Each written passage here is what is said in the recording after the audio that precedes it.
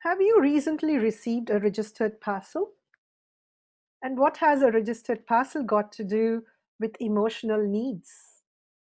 Hi, this is Nirmala Shekhar, a coach and a body talk practitioner from Singapore, and we are continuing our discussion on the map of self care.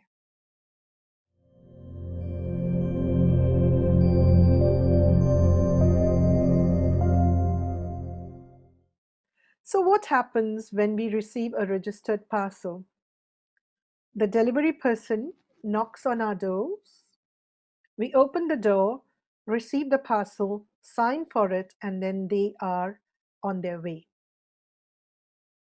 A negative emotion works exactly the same way.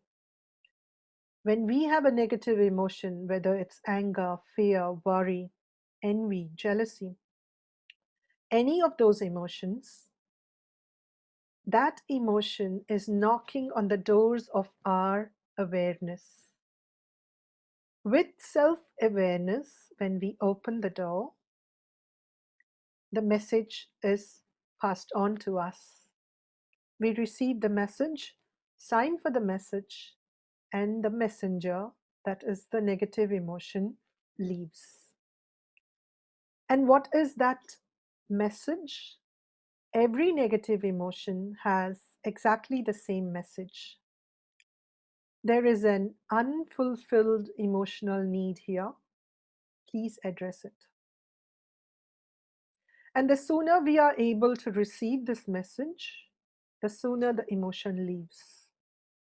But for most of us, it's not cool to have a negative emotion. It's not spiritual to have a negative emotion. And so we suppress it. And as the longer we suppress it, the longer it stays because it's not given us the message. We have not received the message. So it is lurking in the background, waiting for us to open the doors of our awareness, accept the message so that they can leave. And the more spiritual we are, the more we have suppressed our emotions, and these are happening under the radar, and we are not even aware that such a thing is happening inside us. So, when we have our negative emotions, first step is to be aware of them. Next, to open our doors and receive the message. What is that emotional need that is not being met? Understand that. And the moment we do, the emotion leaves. And that's a healthy way of managing our emotions.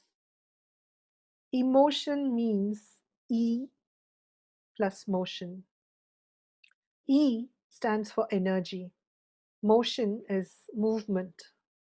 So emotions give us the energy to move through and take action to fulfill our needs, our emotional needs.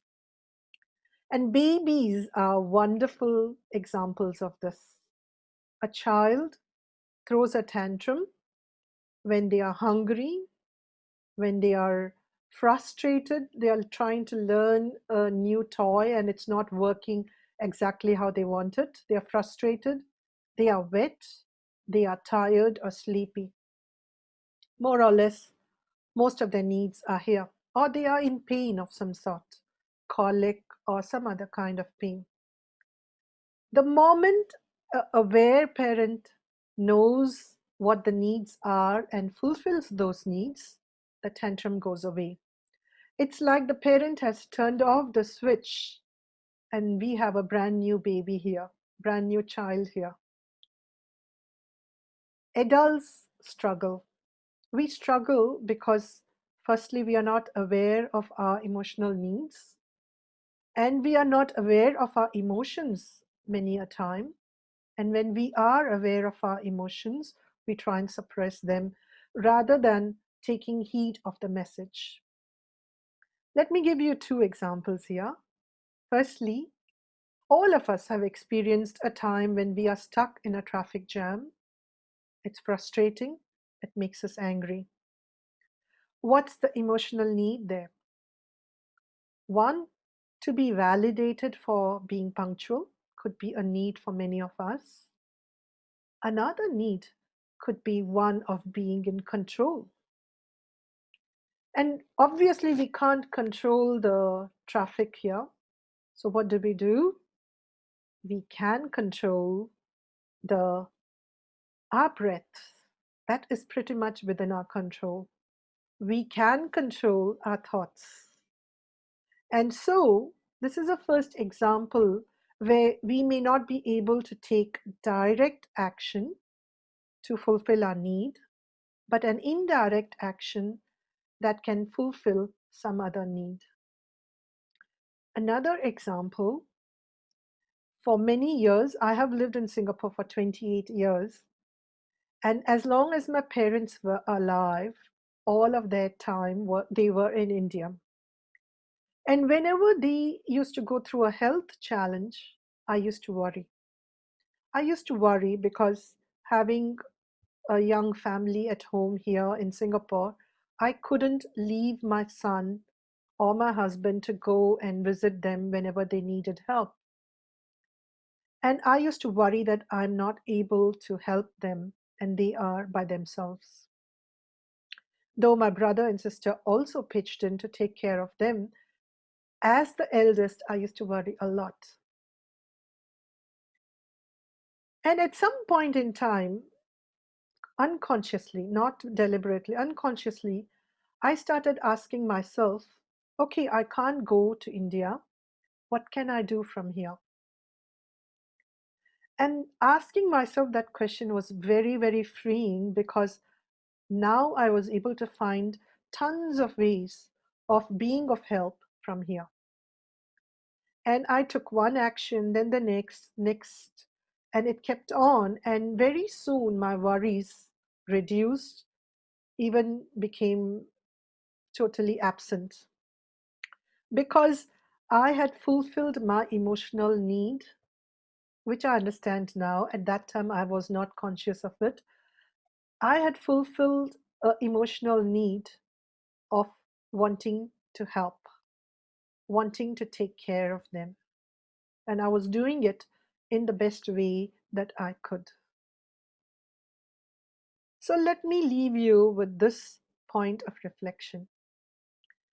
Think back to a time when you were angry. What was the unfulfilled emotional need there?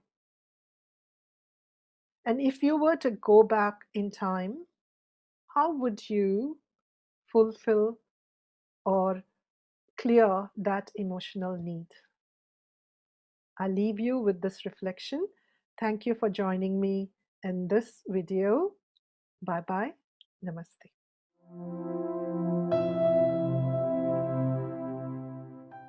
Do subscribe and hit the bell button for more weekly content on self care.